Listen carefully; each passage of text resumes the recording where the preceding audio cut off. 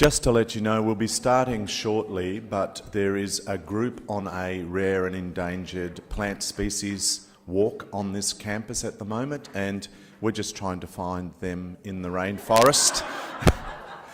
When we locate them, we'll ask them to slowly make their way back to the lecture theatre.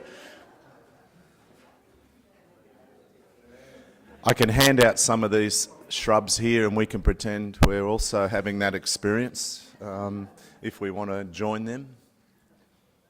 So it'll just be a few minutes and we'll get started.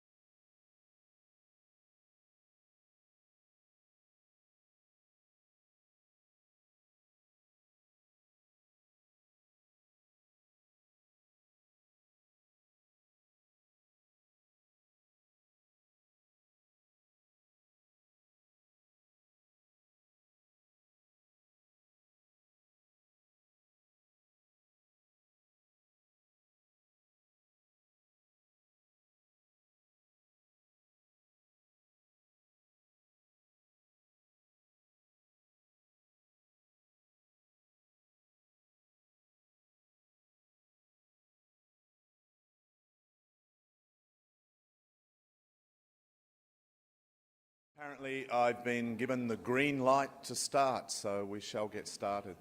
My name's Steve Gration. I'm the moderator guiding you through today's events.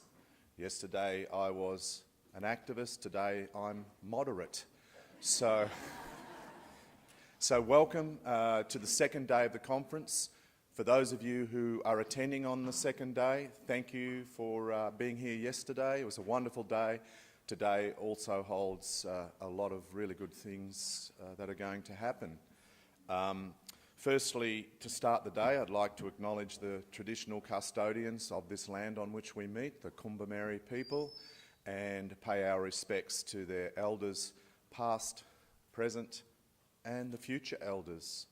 Also, I'd like to pay our respects to Uncle Graham Dillon, who did a welcome to country for all of the attendees at the conference yesterday. With that in mind, I'd also like to thank the sponsors of this wonderful conference, and that is GECO, the Gold Coast and Hinterland Environment Council, Griffith University, and the Queensland Government Department of Environment and Heritage Protection. We also have Green NRG Company, previously the LED Tech Company, who are also a bronze sponsor. And of course their conference supporters. I'll mention them throughout the day because there's about a dozen or so local businesses and enterprises that have also contributed. I'd like to thank the guest speakers, the workshop facilitators, and of course our wonderful volunteers who are going to help me and you through the rest of the day. Some housekeeping, emergency exits here, oxygen. I don't know what the composite of the oxygen atoms to the toxic and CO2 atoms are these days if it drops down from the cabin, but exits are here and here. The foyer is your area for signing on to workshops, and also morning tea and lunch will be served on the right-hand side. If we have an emergency, we will gather, the warden will gather us out to the right-hand side of the foyer as we go out towards the light rail. So that's in case of anything untoward happening, but I'm sure that won't be the case. Just to let you know, we changed the itinerary a little bit yesterday. We had Professor Brendan Mackey spoke yesterday in lieu of another speaker who became ill. So we will be replacing that with a wonderful film by Paul Gilding rather than Professor Mackey delivering his talk again. And in surf speak, you should have been here yesterday. So thanks, Brendan, for filling in yesterday and doing your speech yesterday. We are going to, I believe, start with a film, unless there's any other housekeeping that I've missed. I think the bushwalking people are slowly filtering back. I know, happy election day, I forgot to mention that. And I think a few people will be wandering in. They probably didn't anticipate how big the Senate voting paper was going to be and how time-consuming it was going to be. So I'm sure we'll get people coming from the election booths throughout the morning. With that in mind, I think I've given our techs enough warning that we're going to show a 16-minute film in lieu of Professor Mackey's speech being delivered yesterday. And it's by Paul Gilding, and the film speaks for itself, as most good films do, but it probably hovers between that curious world of fear about climate change and hope about climate change. So with that in mind, if we're ready, we'll roll Paul Gilding's film, The Earth is Full.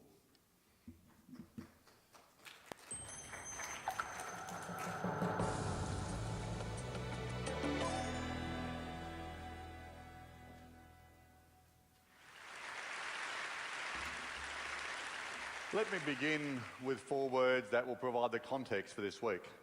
4 words that will come to define this century. Here they are.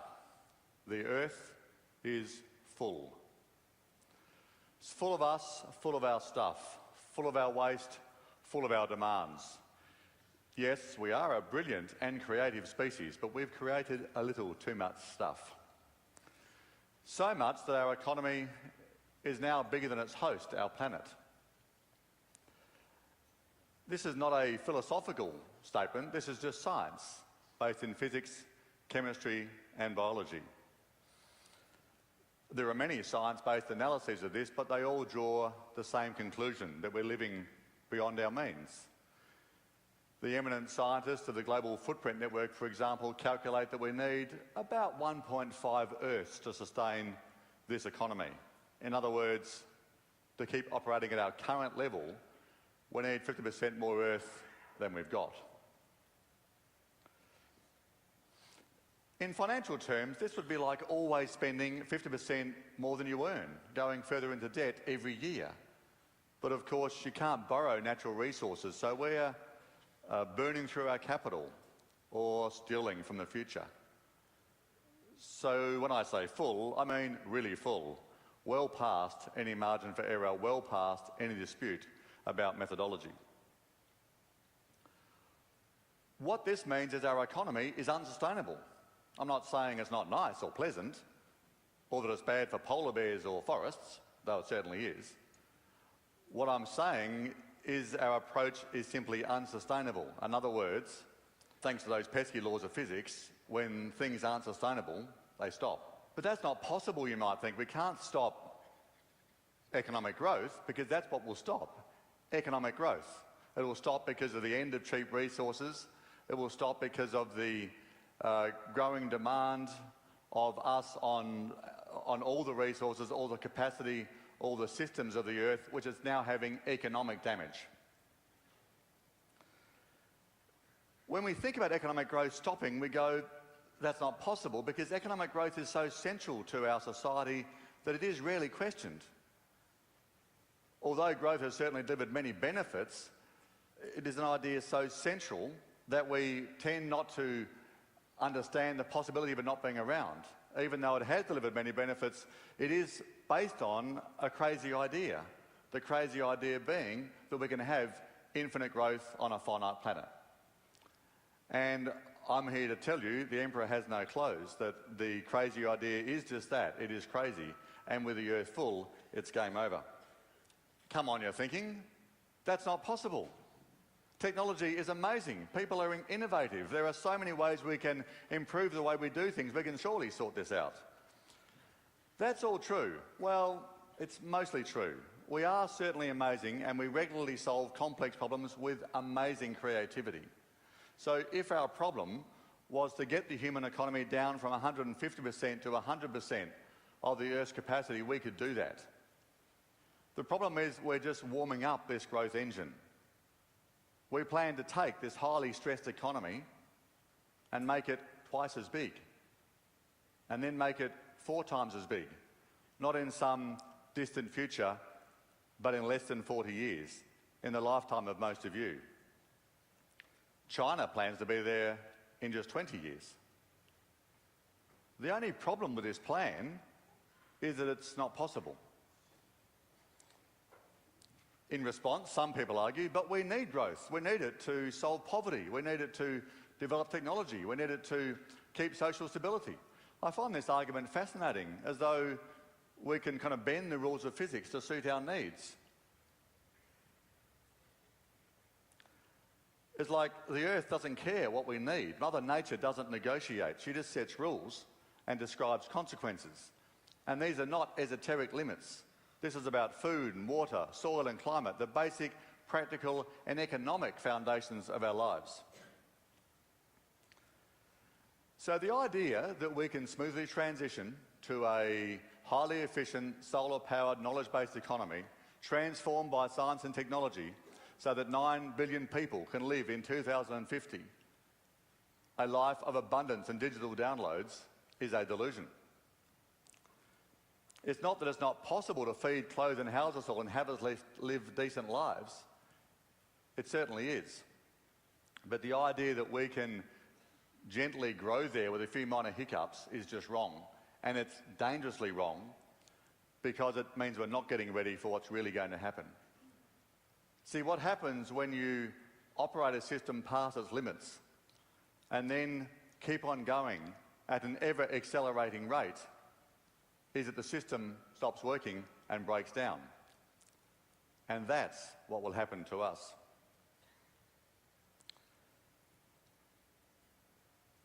Many of you will be thinking, but surely we can still stop this. If it's that bad, we'll react. Let's just think through that idea.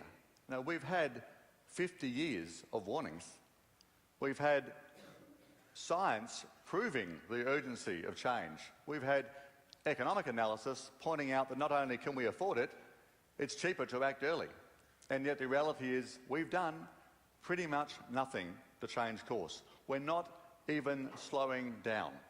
Last year on climate, for example, we had the highest global emissions ever. The story on food, on water, on soil, on climate is all much the same. I actually don't say this in despair. I've done my grieving about the loss. I accept where we are. It is sad, but it is what it is. But it is also time that we ended our denial and recognised that we're not acting, we're not close to acting, and we're not going to act until this crisis hits the economy. And that's why the end of growth is the central issue and the event that we need to get ready for. So, when does this transition begin? When does this breakdown begin? In my view, it is well underway. I know most people don't see it that way. We tend to look at the world not as the integrated system that it is, but as a series of individual issues. We see the Occupy protests, we see spiralling debt crises, we see growing inequality, we see money's influence on politics, we see resource constraint, food and oil prices, but we see mistakenly each of these issues as individual problems to be solved. In fact, it's the system in the painful process of breaking down. Our system of debt-fueled economic growth, of ineffective democracy, of overloading planet Earth is eating itself alive. I could give you countless studies and evidence to prove this, but I won't, because if you want to see it, that evidence is all around you. I want to talk to you about fear. I want to do so because, in my view, the most important issue we face is how we respond to this question. The crisis is now inevitable. The issue is, how will we react? Of course, we can't know what will happen. The future is inherently uncertain, but let's just think through what the science is telling us is likely to happen. Imagine our economy when the carbon bubble bursts, when the financial markets recognise that to have any hope of preventing the climate spiralling out of control, the oil and coal industries are finished. Imagine China, India and Pakistan going to war as climate impacts generate conflict over food and water. Imagine the Middle East without oil income, but with collapsing governments. Imagine our highly tuned just-in-time food industry and our highly stressed agricultural system failing and supermarket shelves emptying. Imagine 30% unemployment in America as the global economy is gripped by fear and uncertainty. Now imagine what that means for you, your family, your friends, your personal financial security. Imagine what it means for your personal security as a heavily armed civilian population gets angrier and angrier about why this was allowed to happen. Imagine what you will tell your children when they ask you, so in 2012, Mum and Dad, what was it like when you'd had the hottest decade on record for the third decade in a row, when every scientific body in the world was saying you've got a major problem, when the oceans were acidifying, when oil and food prices were spiking, when they were rioting in the streets of London and occupying Wall Street, when the system was so clearly breaking down, Mum and Dad, what did you do? What were you thinking? So how do you feel when the lights go out on the global economy in your mind? When your assumptions about the future fade away and something very different emerges. Just take a moment and take a breath and think, what do you feel at this point?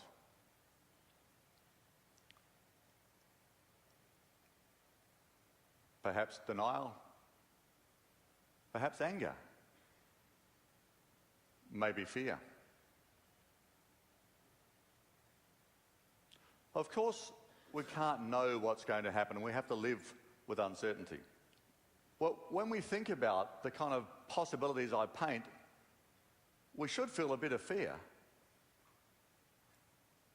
We are in danger, all of us, and we've evolved to respond to danger with fear, to motivate a powerful response, to help us bravely face a threat.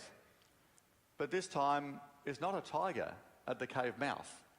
You can't see the danger at your door, but if you look, you can see it at the door of your civilization. That's why we need to feel our response now while the lights are still on, because if we wait until the crisis takes hold, we may panic and hide. If we feel it now and think it through, we will realise we have nothing to fear but fear itself. Yes, things will get ugly, and it will happen soon, certainly in our lifetime, but we are more than capable of getting through everything that's coming. You see, those people that have faith that humans can solve any problem, that technology is limitless, that markets can be a force for good, are in fact right. The only thing they're missing is that it takes a good crisis to get us going. When we feel fear and we fear loss, we are capable of quite extraordinary things. Think about war. After the bombing of Pearl Harbor, it just took 4 days for the government to ban the production of civilian cars and to redirect the auto industry, and from there to rationing of food and energy. Think about how a company responds to a bankruptcy threat and how change that seemed impossible just gets done. Think about how an individual responds to a diagnosis of a life-threatening illness and how lifestyle changes that previously were just too difficult suddenly become relatively easy. We are smart. In fact, we really are quite amazing, but we do love a good crisis. And the good news, this one's a monster. Sure, if we get it wrong, we could face the end of this civilization. But if we get it right, it could be the beginning of civilization instead. And how cool would it be to tell your grandchildren that you were part of that? There's certainly no technical or economic barrier in the way. Scientists like James Hansen tell us we may need to eliminate net CO2 emissions from the economy in just a few decades. I wanted to know what that would take, so I worked with Professor Jørgen Randers from Norway to find the answer. We developed a plan called the 1 degree war plan, so named because of the level of mobilisation and focus required. To my surprise, eliminating net CO2 emissions from the economy in just 20 years is actually pretty easy and pretty cheap. Not very cheap, but certainly less than the cost of a collapsing civilization. We didn't calculate that precisely, but we understand it's very expensive. You can read the details, but in summary, we can transform our economy. We can do it with proven technology, we can do it at an affordable cost, we can do it with existing political structures. The only thing we need to change is how we think and how we feel. And this is where you come in. When we think about the future I paint, of course we should feel a bit of fear. But fear can be paralysing or motivating. We need to accept the fear and then we need to act. We need to act like the future depends on it. We need to act like we only have one planet. We can do this. I know the free market fundamentalists will tell you that more growth, more stuff, and 9 billion people going shopping is the best we can do. They're wrong. We can be more, we can be much more. We have achieved remarkable things since working out how to grow food some 10,000 years ago. We've built a powerful foundation of science, knowledge and technology, more than enough to build a society where 9 billion people can lead decent, meaningful and satisfying lives. The Earth can support that if we choose the right path.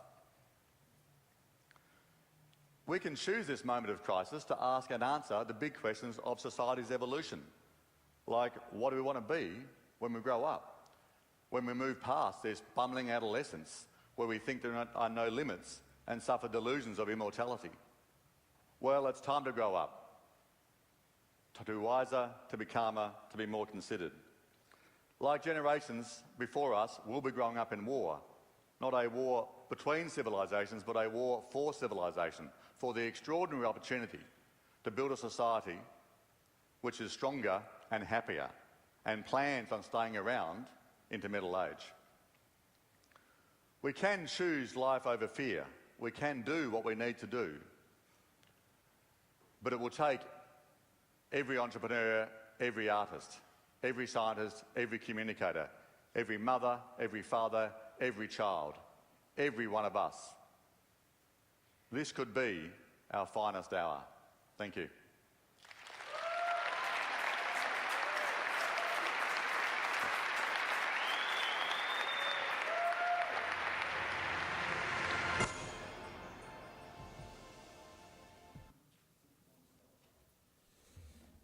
Wonderful, thanks, Paul. I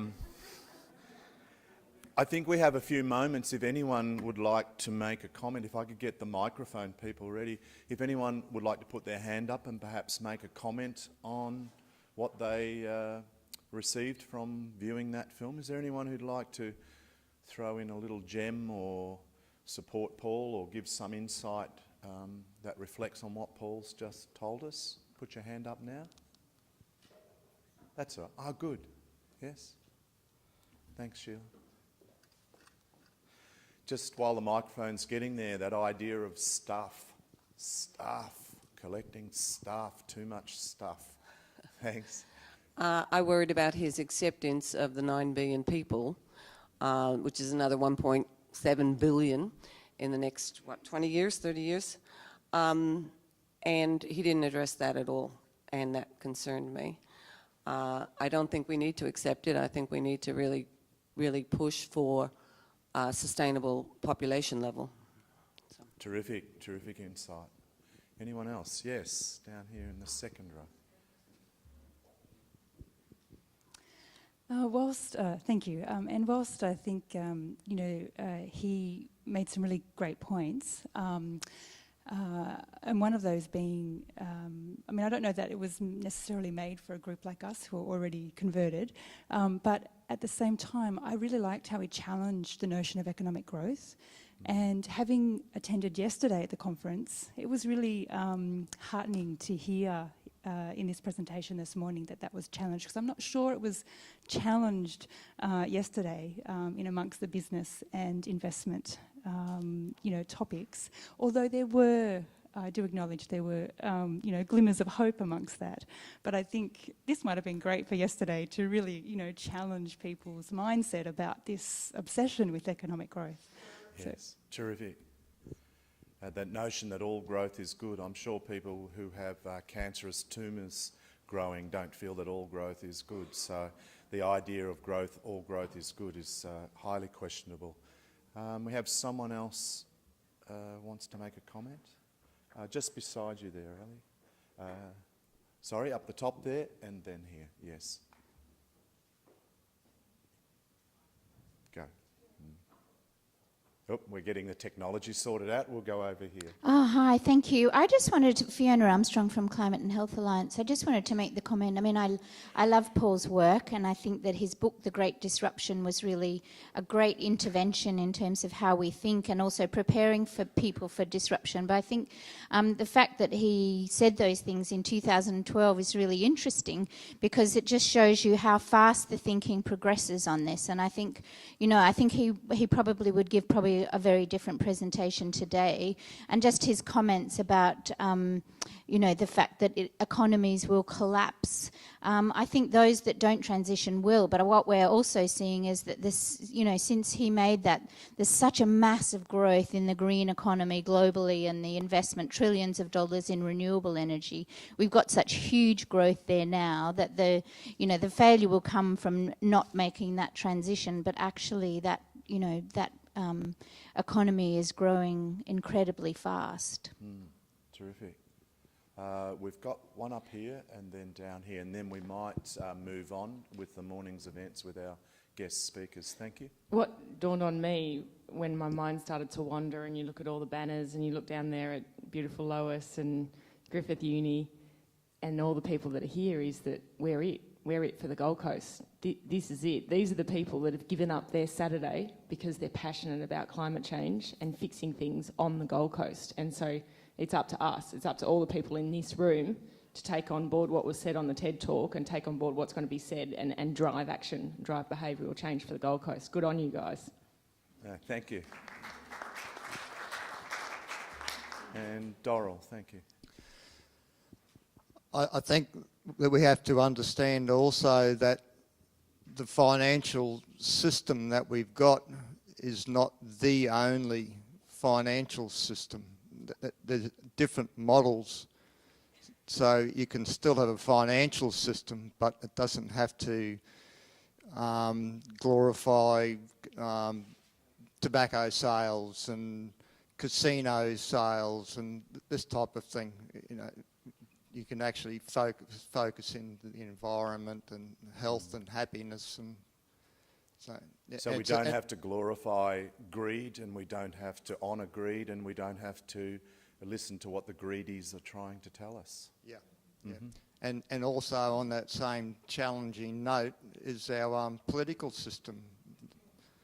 Just because we sort of call it democracy, that there's other systems from other countries that are much more democratic than what ours is. So we've got to challenge that as well. Thanks, Doral. And the point I made yesterday, Socrates, who was at the heart and seat of democracy, said democracy only works when the public are informed and knowledgeable. And of course our mass media make sure we get the misinformation and spin. So therefore, are we living in a democracy when people vote on the basis of lies, misinformation and spin? And we'll find out today how that turns out for this country. With that in mind, the idea, Katie's idea of we're at the heart of driving the agenda on the Gold Coast, but you know what? Barbecues, dinner parties, family gatherings are a great place to drop the stone into the pond. Thank you so much. I just smashed the controller for the next speakers. That's the way to get control of this conference. Dinner parties, family gatherings. I had a family member, I was saying I'm attending this conference, and a family member said, "Are you for or against climate change?" I said, "Wrong question. I accept that it exists. Can we start the conversation from there?" And also the idea that unless you can prove that it's human-caused climate change and global warming, then why should we spend resources and money and time on it? And my analogy is, okay, so every bushfire in Australia, if it's naturally caused by lightning or dry lightning or natural combustible activity, unless we can prove a human caused that fire, all those people whose properties, businesses and lives are at risk, we don't send the firefighters out for them because nature's always done that. Bad luck. I mean, on that sort of Australian analogy, that's my counter-argument over dinner table conversation for, well, let's actually send out the firefighters and see what we can do. With that in mind, I just want to confirm who our next speaker is. Is it Jerry? David's here? Okay, great. I shall flick back a couple of pages and introduce our guest speaker, David King. I've done a little bit of homework on David. Dr. David King is from Doctors for the Environment. He's an academic GP at the School of Medicine, UQ. He's course coordinator of general practice, clinical rotation, and teaches evidence-based medicine. He's the Queensland chair of the Doctors for the Environment since 2005 or 2003. He's written extensively about the broader aspects of environmental determinants and risks to health. So would you please welcome Dr. David King.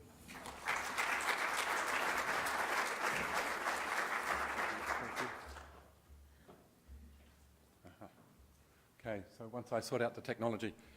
So, welcome those who have turned up to hear this message, to come along for your checkup. Yeah, where do we start? We've only got 6 minutes in this consultation. No, actually, I think I've got 15 or 20, but what sort of problems can I address in this short time? I can only really give you an overview, and it's a process over time. As a GP, I understand that. I understand about dealing with uncertainty and motivating people to change. Just to follow on from Paul Gilding, the grief. I don't know that I ever get over the grief of people who are smoking, but I do accept that some people only give up after their first heart attack. The problem is sometimes the first heart attack kills. Some people survive and then stop smoking. But I work hard because some of my patients will stop smoking before they have that heart attack, or they never start in the first place. And I'll come back to it at the end. But when people come in for a skin check, some people are willing to take the advice to start wearing a hat and using sunscreen and to prevent. So we're all at different stages of the journey. But as a GP, I'm about change, getting people to change. Even when people come in with mental health problems, if they want to recover, they've got to change something. The way that they're doing it now is not working. So I'm going to focus on the health aspects. It's great to follow after Paul Gilding because there's a lot that I don't need to say now, so I'm going to go through these slides fairly quickly. And being a doctor, I thought it would be nice to do it as how I approach a consultation. Diagnosis, prognosis, treatment. So often people come to me, Doc, can you fix this? And I, rather than saying, yeah, just take this drug or do this lifestyle change, I've got to say, hang on, sit on my hands or keep my mouth shut. Okay, tell me more to really understand what the problem is before I can address it. Or if I'm about to educate someone, I've got to say, well, what do you know first? What do you fear? What are your fears, concerns, expectations? I can't manage it until we're on the same page, until we have a shared understanding. So I don't have to say too much about this. I'm going to go really quickly. But just to set the context. I give a drug if there's a p-value of 5% that it might be effective, and yet the certainty of climate change is many, many, many, many times above that. So when people say, how can you be certain? How can you be certain that that drug you're taking at the dinner party is doing it when we have p-values of 0.05? We have 5% certainty levels. Look at the certainty that humans are driving climate change. We're never certain about anything in life. In fact, one of the things that young GPs struggle with is how to deal with uncertainty. And that's what I try to teach my patients, how to deal with uncertainty. We're all going to die.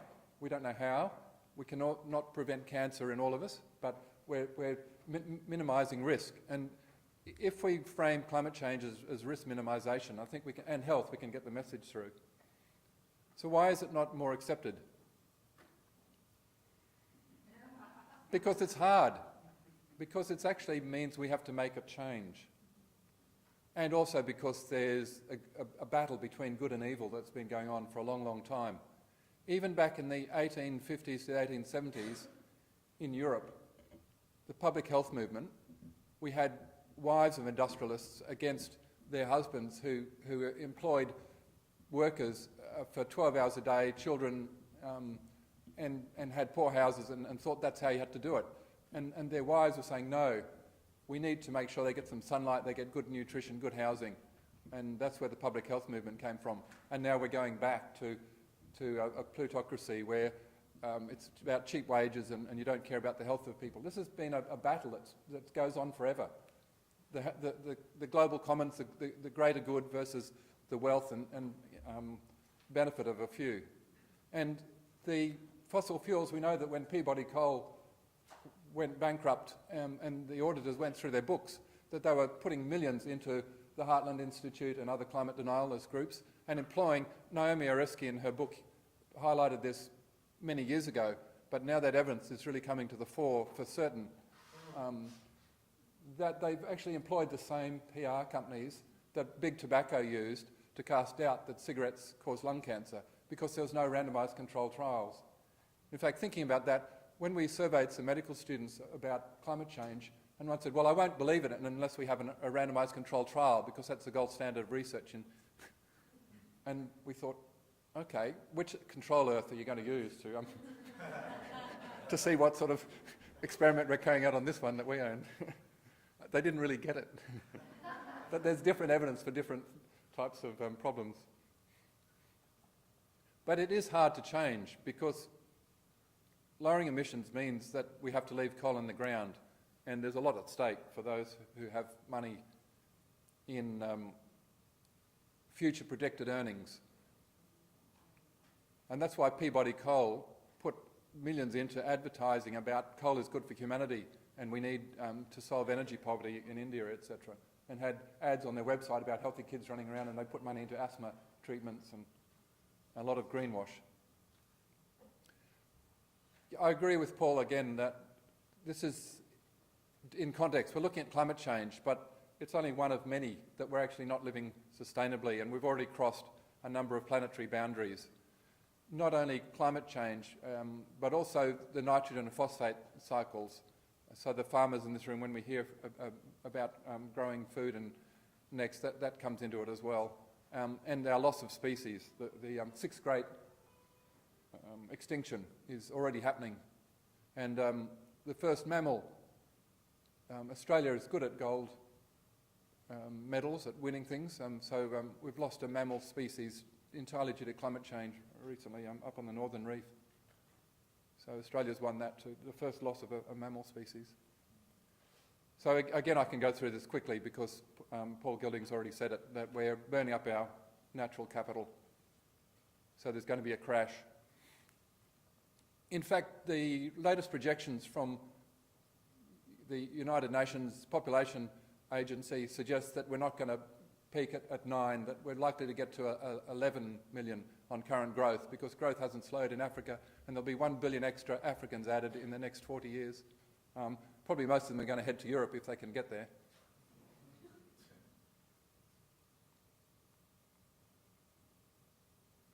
So this is the problem, isn't it? Too many people, and we all want to live like in the United Arab Emirates or in the Gold Coast. Oh, sorry. I better be nice to my hosts, having come down from Brisbane. But the other problem is that, and this is what, as a doctor and as a GP, when someone comes in, I need to challenge your values. You know, why do you want that house and working so hard and you're tired? What is important to you in your life? And the problem here is that we think we're above the world, that we're not a biological species, that somehow we're better and that we can control it and abuse it and extract, and it's there for our use. We've heard about the trickle-down economics last night from Rod Quantock, from the comedian. Piss-down economics is what he was calling it. And that externalities, if you'd actually look at the full cost of coal, it costs 3 times more than what we're paying for our coal-fired power in environmental and health costs. Coal kills an awful lot of people in air pollution and in fly ash and in the transport. Coal kills a lot of people around the world. Not so many in Australia, but certainly lots of people in India are suffering health effects from coal. As well as, what are we up to now? 7th or the 8th case of coal miners' lung now in Queensland? People who'll die a very distressing death before their time, running out of oxygen and puffing hard. It's actually not fun watching people with chronic lung disease. And we've already, a good segue following Kenneth Boulding, from Paul Gilding. Kenneth Boulding, a Quaker economist, a Nobel laureate. This is his quote: "Anyone who believes in indefinite growth in anything physical on a finite planet is either mad or an economist, or is in sway to economists like our politicians." So we know what the diagnosis is. Well, I think we really need to understand it deeper, and maybe in the groups we can say, what are our attitudes? We actually are part of the problem as well. I try and cycle everywhere and do my best, but when I've done my global ecological footprint, I still would need 2 Earths to live on if everyone lived like I do, despite the fact that I do the best that I can. As I say, I cycle, commute everywhere, and hardly use any electricity, and etc. But unfortunately, the odd aeroplane that I hop onto really spoils it, particularly if I'm flying off to other parts of the country to go to climate change conferences And then my wife has a laugh at me, you're flying around the country to solve the problems of the world and creating more. So we're the problem as well. We need to acknowledge that. So I'm just going to quickly focus on the health risks. The IPCC future risks by 2050, there's a whole lot of issues. So I think we know most of these, but 15,000 deaths from heat stress alone in Australia is predicted to occur. And dengue could reach as far down as Sydney, because with a degree or two of warming, and unfortunately the species that carries dengue also carries Zika virus. Hopefully people don't bring it back from Rio, and there's potential for it to get into Australia as well as other parts of the world. And it's the vulnerable, the sick and the young that are going to suffer most. We know this, there's evidence for this. We know that the death toll, the WHO has done lots of studies and actually calculated how many people have died from climate change or climate change related disease burdens around the world. And unfortunately, as I said, it's an ethical issue. The third world is the global south is the ones to suffer, even though they didn't create the problem. We're exporting our wastes, our problems. We can not only exporting our coal, but we're exporting our emissions to the crowd of countries that are at least able to adapt. I'll skip through some of these, but we do know that with increased temperatures, we get more food and waterborne diseases. That's Brisbane in the floods in 2011, more cyclones. That's along the fancy riverfront area. As well as the 35 dead in floods, there was a huge burden on the health system. Cancellation of 1,400 elective surgeries and 37 million for mental health services and 18 million provided to repair health infrastructure. A lot of GP surgeries were flooded, so people did suffer health effects, even just in that one example close to home.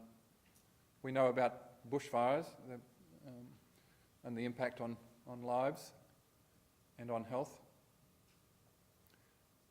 So heat stroke will kill more than bushfires, although bushfires make the news and very scary. But and bushfires have been around ever since Australia was a dry continent, I guess. It's just that more people living close to bushland areas and fires happening earlier and more intense with the huge heat days. As I said, heat waves is the major problem.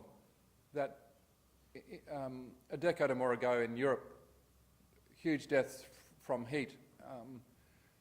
Some heat wave deaths in Australia, but it's predicted to increase. You can see there in India and Pakistan, even just last year, there are lots of deaths. And I worry that if it happens during Ramadan, because they don't even want to drink during the day, that it's going to cause a massive number of deaths. So this is just a prediction of temperature-related deaths under different scenarios there. You can see they're going to increase greatly for Australia from the Garneau Climate Change Report 2008. If you think about what it's like on a hot day, imagine trying to work outside with a few degrees hotter and more humid days. So it's going to affect our economy. And they've calculated the number of dangerous days outside. So here's an example. Number of days in Perth predicted to be dangerous for outdoor workers doing physical labour, estimated to increase from 1 to 21 days per year by 2070. That's if you're acclimatised. And 17 increased up to 67. And we've had a few examples of people dying. There was an army trainee in the Northern Territory who died on training exercise a year or two ago from heat stress, a very fit guy. So it is an issue. And mental health issues, we'll probably hear about that from our farmers. An 8% increased risk of suicides in rural New South Wales when there's, for every 300 millimetre decrease in annual rainfall. And food insecurity. As carbon is said to be good for plants to make them grow, but hotter weather and dryness is not good for them. Which is going to mean lots and lots of refugees, that we won't be able to stop the boats. And surely those people have a right to live somewhere and to be able to live and to Okay, so let's move on to the treatment, responding to the challenge. Because we can't really give up hope, I don't think. Even if you're suffering from ill health, humans want to keep on going. We don't want to just give up and turn up our toes. We want to do the best that we can. Although, if we get to 4 or 6 degrees, it might be difficult for many of us to survive. Particularly if there's a lot of flooding of delta areas and displaces billions of people in Bangladesh and other places. And they're not allowed to go and live anywhere else because they're already crowded.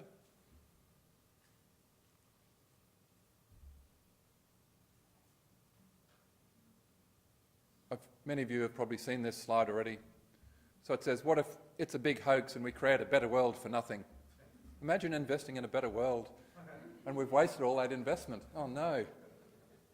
So I think that's the case too if we invest in health. We might not prevent you getting cancer, but fitter, healthier, better mental health. So to live healthily, it's worth doing it in for its own right, to be active, even if we can't prevent all of our health problems with it. So I think if we can frame climate change as very much an individual, a personal, rather than an economic or a financial, it'll get traction with people. We're all interested in health. And so there's some quotes here. For too long, people have perceived climate change as an environmental issue, a concern of the environmentalist, of greenies. Did you say before greedies or greenies? Greedies. I thought you said greedies. So we could have the greedies. Isn't it amazing how the IPA and the ilk like to appropriate the language for their own usage, you know, to twist the language to alarmists and warmists. And so all you warmists in the room. No, but see, it's a health issue. Surely we're all concerned with health. So how do we become healthier and happier? That's what most... I can remember once when I was backpacking and bumming around and meeting a yoga teacher, and he asked me this question, what's the meaning of life? And it floored me for a while, and I sort of was at a loss for words, which is unusual. And he said, to be happy, surely. And I thought, isn't that a bit hedonistic? But he was talking about real satisfaction and happiness. Isn't that what we all want? So how do we get that? Well, if we focus on health and what that really means, true sustainable health. So we need to reframe this problem as Paul Gilding does, although I'm not as optimistic as he is. We can use it as a motivator factor, just like sometimes we do need that scare. So the best time to get people to stop smoking probably is when they come in with a respiratory tract infection and they're coughing, and it reminds them of what they're doing to themselves. And then say, this is an opportunity to act, that we can clean up our cities and have beautiful living spaces. So that we can see that they're not necessarily in opposition, but they're forks in the road that we can decide to go one or the other. And then rather than just, if you tell a smoker, stop smoking, what do they want to do when they get to their next stressful situation? Reach for the cigs. Why is that? It's because it's doing something beneficial. It's giving them a strategy for coping. So what does a wise parent do if a toddler is playing with a toy with something that's a choking risk? No, you don't remove it first. If you remove it, what does the kid do? Wah! And 5 minutes later, it's back there. What does a wise parent do? Yeah, look, here. Distraction, some alternative. The kid wants to play. We all want to have fun. We want to play. We need our needs met. What is our current? What's stuff doing for our needs? Is there a healthier way that you can put something in place? Don't tell people just get rid of stuff. What is it that we want? I'm getting the message here to hurry up. But I like wandering. That's all right. We can sell this because there's benefits. If we have a less dependence on fossil fuels, we can be healthier and happier. A study done near Detroit showed that there was a 6% increase in obesity for every additional hour spent commuting. So if we can get people out of cars and get them cycling, riding their bikes, walking, it'll help to improve community, decreased social isolation, you've got more time for things.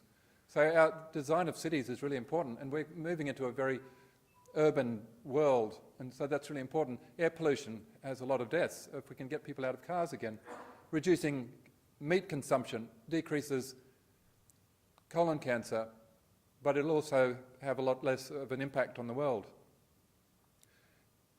Improved fuel-efficient stoves in India and other places means they don't have to collect so much firewood or make charcoal, and they'll have less TB and less lung disease. So if we can sell the co-benefits to health as positive things, you're meeting your needs for feeding you and for getting around, but how can we do this in a healthier way, a smarter way? And this is where we can invest. So getting towards the end of my talk, what can we all do? I've got a whole list, but I'm not going to spend much time on this. This is the sort of things that you and your groups can cover. But I actually want to push you beyond this, because if someone comes to me as a GP, I like to challenge them. The other thing is, what's the point of me cutting down on my carbon footprint if someone else is just going to take the surplus that's left over? It's a bit like that argument, why should we cut down if India and China aren't going to do anything? Maybe there is something in that. Are we just delaying the inevitable, or do we need something deeper, some deeper change? We certainly need to act on the system level for a start, because without enough of us on board, we're just not going to get there. So there are solutions and people working on those, like divestment. Just a little slide that I put in. People argue about whether we should be mitigating or adapting. And I could guess as the temperature rises, we're going to have to put more effort into adapting, but we'll always still be mitigating, because there'll be health benefits by living in a less car-dependent, etc. society. So we'll still be mitigating at all of the stages, because it's not really mitigation adaptation, it's about healthy living. That we're not just burning the future and burning the past to get easy, cheap energy, which is actually not good for us to get around and to grow food, etc. This is a slide on adaptation. There's lots that we need to prepare for as well in the coming disruption, the great disruption that Paul Gilding talks about, that we need to start planning for. So that's the mitigation and the adaptation that need to coexist, not one or the other.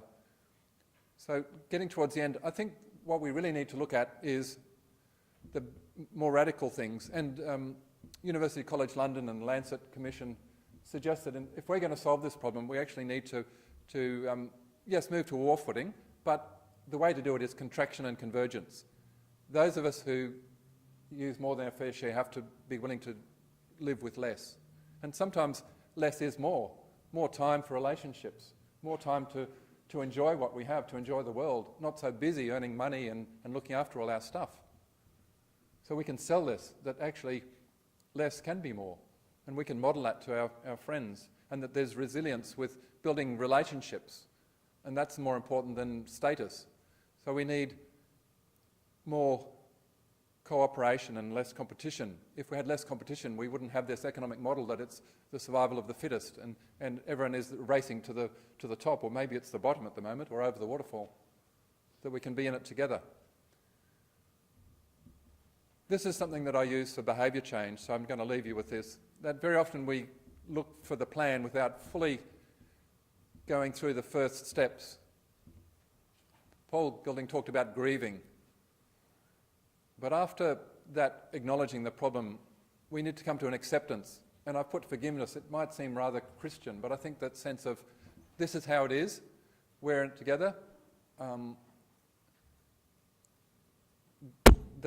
that it is really important to befriend the dark side, to acknowledge our problems.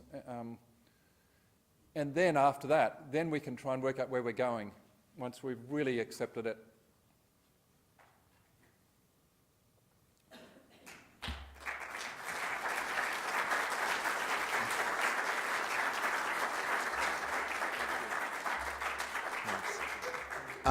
I'd like to propose that we move on to our guest speaker, and I'm sure David and Jerry, if we have time after Jerry's talk to ask questions from the floor, But also, will you be hovering around till morning tea and imbibing? So there'll be informal chances to also ask questions, because we are just a little bit behind schedule.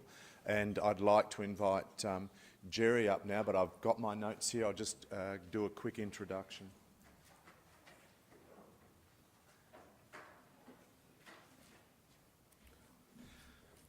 So our next guest speaker is Jerry Coleby-Williams. He's a curator, author, director of Seed Savers Network. He began gardening when he was 4 years old. He is a patron of Householders' Options for Protecting the Environment.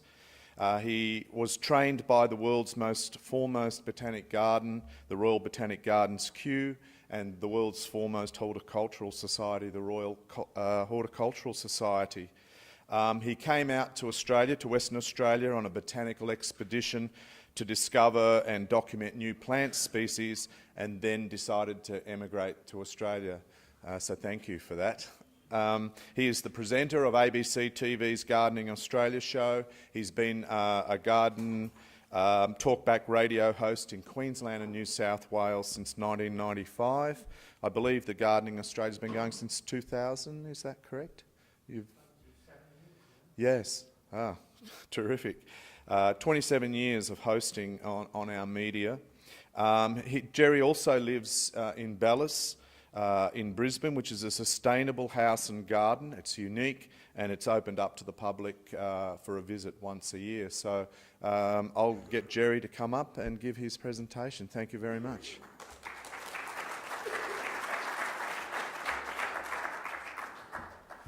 Good morning, everybody. I've been given about 20 minutes to cover a talk which normally takes 45 minutes, so I'm going to be skipping a few slides as we go through it. I'm very confident about my pitch because I have solutions which can turn Australia quite quickly into a carbon-positive country. I'm not going to cover all of the slides that I've got there. Population, well, as an individual, I was aware of global population being an issue back in the 1970s.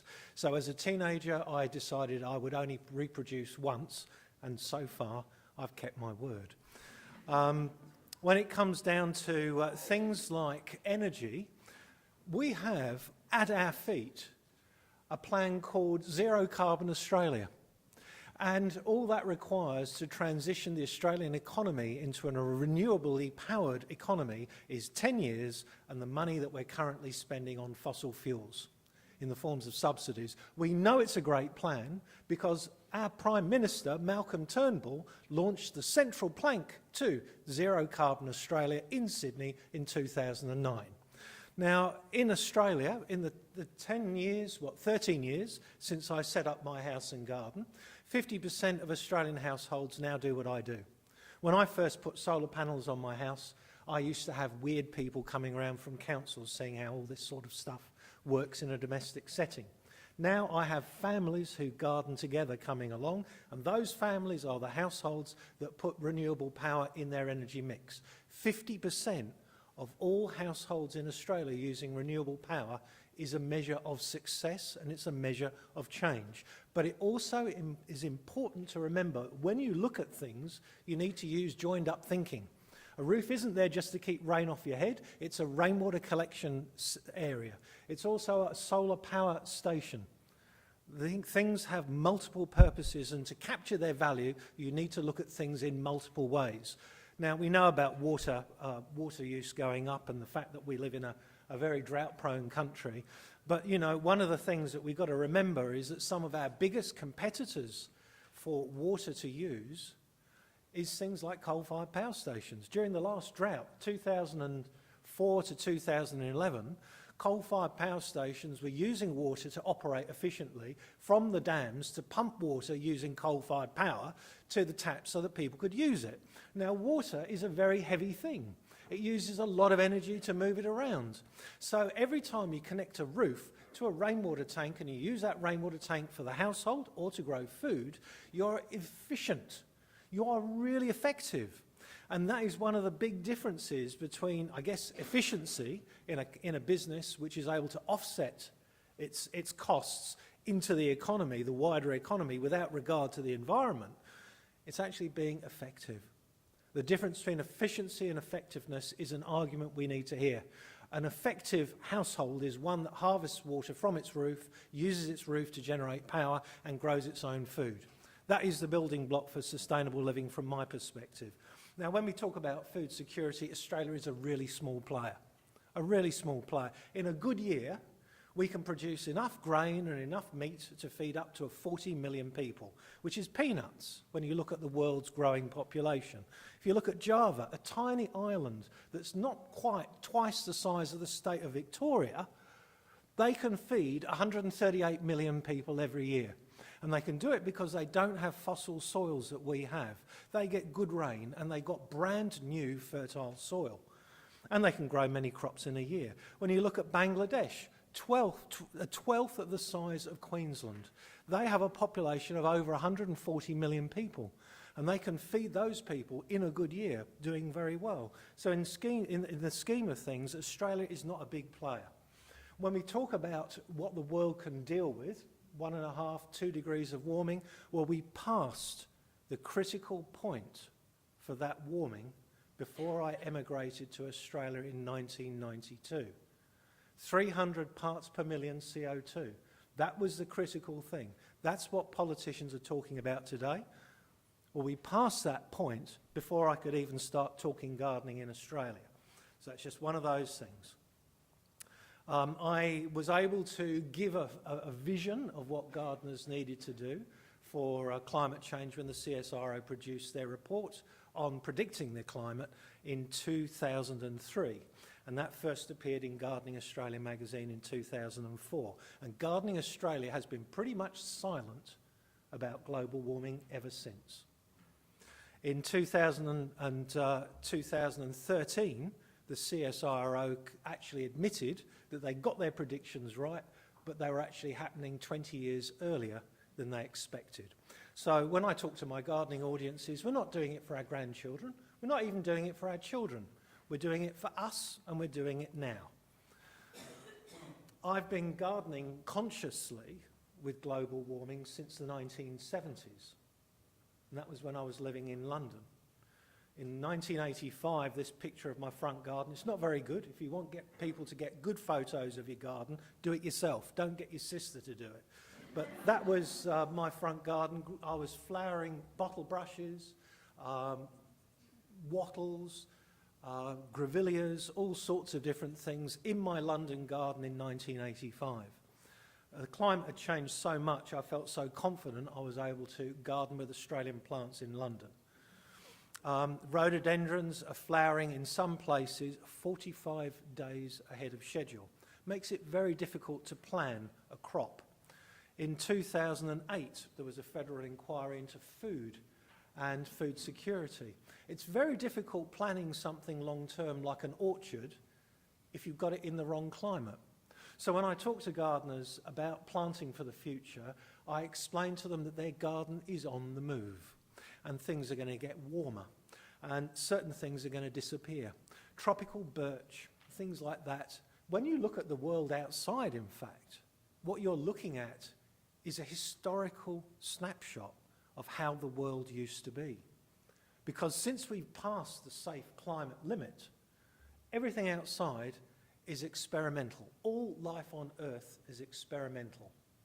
And I say to my gardeners, welcome to Planet Guinea Pig. You know, if life is an experiment, then don't be scared to experiment, but certainly work with winners. Don't work with things that are not going to work. We already know what the future impacts of climate change are in terms of pathogens. When you look at the soils, a metre deep, they don't change in temperature all year round. The soils in London, 6.9 degrees all year round. In Sydney, 13.1 degrees. So hot, tulips jump out the ground. Here in Brisbane, 16.2 degrees. If I was to dig a pit in my garden today, you'd see the soil steam. That's what it's like. Now, the difference about these temperature changes for gardeners is that when the soil's warm, certain pathogens benefit and certain pathogens don't. I've seen this in Sri Lanka, where tea plantations up in the highlands are suffering because they're getting more sun, less cloud, the rain is less regular, and nematodes, worm-like creatures that attack their root systems, They are changing. Some are responding positively to warming soils, and so they're more of a pest to the tea plants. Some are becoming less of a problem.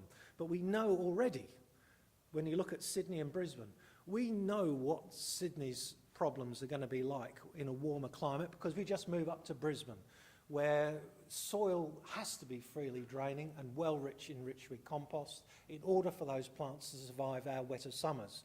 Pathogens stand to benefit, they become stronger. That is the future of Sydney in a warmer world. The other thing about it is that plants are certainly not static. They are responding extremely well. Grasses are major beneficiaries of extra CO2 in the atmosphere. It's down to their metabolism. They will spread, they will prosper. But chemistry in plants is changing as well. The more CO2 there is, the more toxins plants are able to produce. They can focus their energy on energy-intensive things like protecting themselves against pests and diseases. So things like cassava, one of the world's major staple crops, is becoming more toxic. Apple pips are becoming more toxic. The warmer the weather becomes, the less protein grains produce. The more CO2 there is in the atmosphere, the less fibre plants produce. So thatched roofs are not lasting as long as they used to. The less zinc they produce. So food is less nutritious, as well as being less productive as our climate warms. One of the key things I deal with is non-hybrid plants. And one of the things that I do like to point out to people is when modern farmers talk about modern systems of production, they're always assuming you're using hybrids and things like genetically modified organisms. These things are very, very vulnerable to climate change. They are